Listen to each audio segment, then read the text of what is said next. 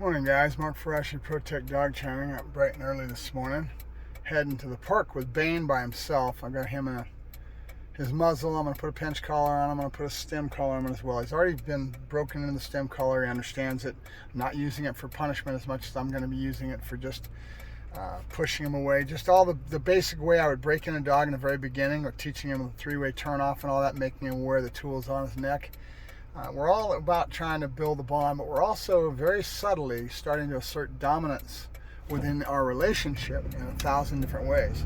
And one of the things the owner didn't realize, and I know he's kind of hurt by this, is because I'm trying to relate to how much his interaction with the owner and the dog, and that the owner failed.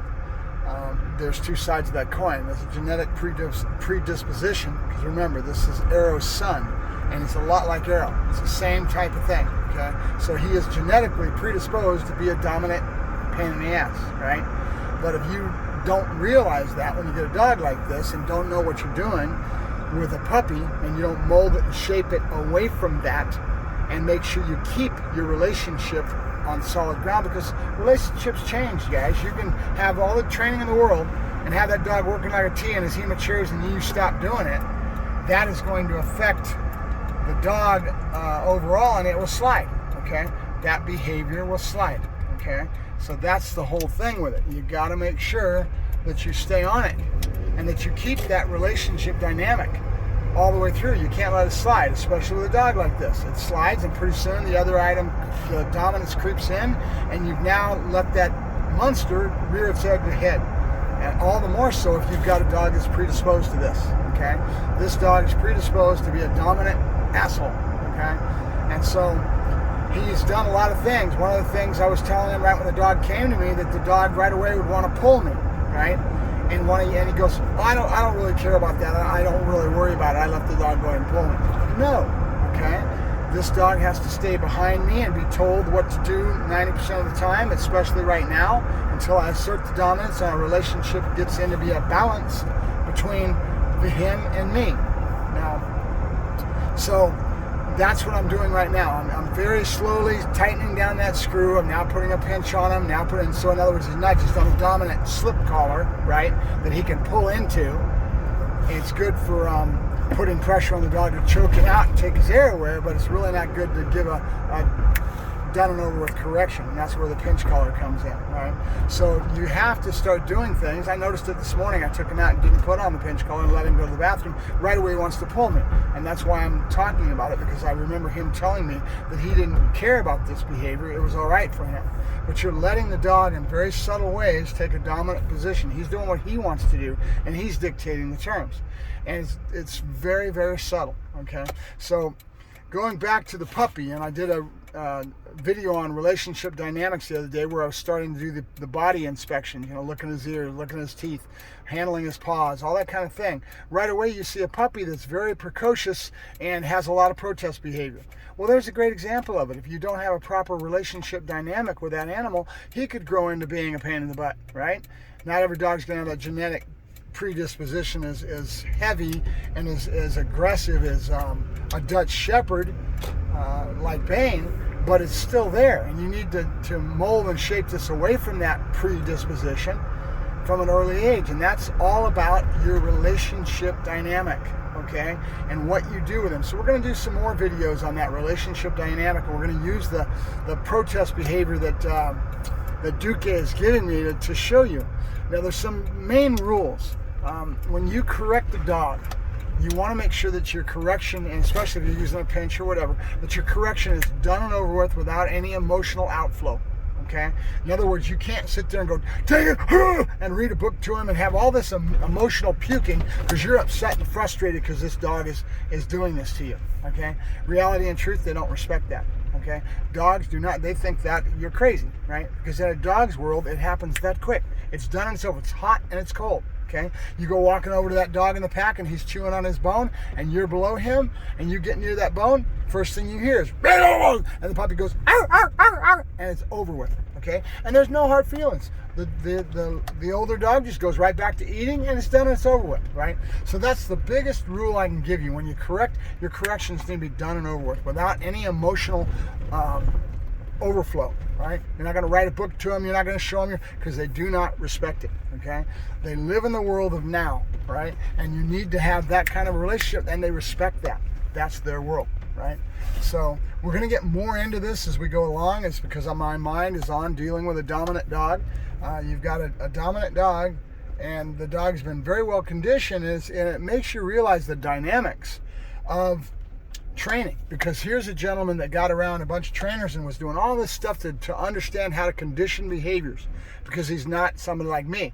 When I first started in this trade, guys, as a kid, that was where my brain was at. Oh, it's all about conditioning behaviors. I need to get the dog to sit. I need to get him down, and then my customer will be happy. Reality and truth, guys, it's so much more than that. It's about a social interaction between you and the dog, and your ability to communicate with that dog, setting up communication baseboard, learning to learn. All this stuff is important. But if you don't handle that relationship dynamic as you're doing it and put that all into that and have that proper relationship with that animal, you're hurting, okay? A good example of that in regards to that was all the holes that I saw in Legend. Legend's trainer didn't understand. He doesn't. He's getting it now because I've been educating him a little bit. He's watching my videos, and I get into things. Why did I get into impulse control Legend? And I did almost a month talking about impulse control. Why? Legend had none, and he had missed this whole thing because he says, customers don't care about that. They just care about the dog doing the behaviors. Wrong. Okay? It's all about that dog's mental attitude in the work, where his head's at, and his relationship with you. Okay? And there's 1,001 things that you do to foster this, because you have to mesh with dog psychology and make sure that the dog is a good companion dog. You have a lot of times that dogs are easy to live with or hard to live with, right? And some of this is genetics, don't get me wrong. But when you have a puppy, you have the ability to mold and shape that behavior, okay? Right now, as an example of this, 8 weeks of age is usually when I get a dog from a litter, right? And I start right away from day one when that dog comes home, showing it food, starting to lure into behaviors, and doing all this. And I start that relationship dynamic, that whole thing, in the very beginning and all the way through. And so things like the dog jumping on me, I right away understand how to do it. I just back away from the dog, and he doesn't win, and right away I say yes when he's on the ground. I praise him only when he's on the ground. And pretty soon this behavior, as young babies, puppies, they right away fall in line. And you miss so much of this protest behavior that you're seeing in Duque. Duque's protest behavior is two things. He's an outgoing, precocious, high drive little turd, okay? And his owners had allowed this to happen because she didn't understand it, okay? And that's my job. Now I have to roll it back, and I have to do some things that are a little bit differently and set this relationship dynamic. In regards to what I do with him, I need to follow through, and that's my goal right now, to get him to stop this protest so she doesn't have to face this when he goes back home. But this guy's a smart dog. He's going to start this behavior with her as soon as he can, and that behavior is going to try to slip right back into that old groove. A long time ago, a few years ago, when I first got Arrow, I did a video talking about behavior and how it's a lot like a vinyl record, and that needle tracks those lines that are put into the record when they make music. And if you get a scratch in there, the needle wants to track back to that scratch, okay? And your job is to polish that out, to call it counter condition, to polish out that scratch the best you can so that needle can't fall back in that groove anymore, right? And go right back to that same behavior. Dogs' behavior is like that. They're going to want to go right back to that same old behavior. It's on us to make sure that we don't let that happen. So that's the assignment that I'm putting on her. I'm going to drive through this. I'm going to get this dog set up. The relationship dynamics is going to be set up where we stop all this behavior as far as his protest behavior. And I'm going to have to do some corrections with this because he's so precocious. He's got to learn his limits.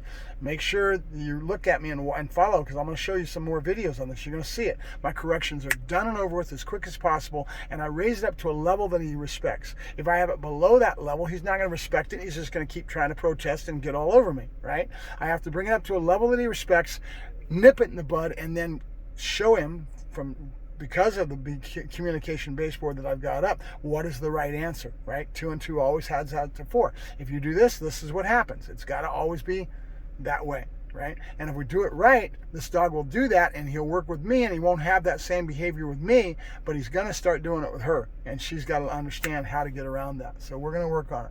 So, all right, I'm at the park with Bane. I need to get out and let him have a run around the park. I need to put a pinch on him. His stem is going to go on him. We're going to keep working towards this. I thank you very much. You guys have a good day. Mark Ferrasci, Protect Dog Training, signing off.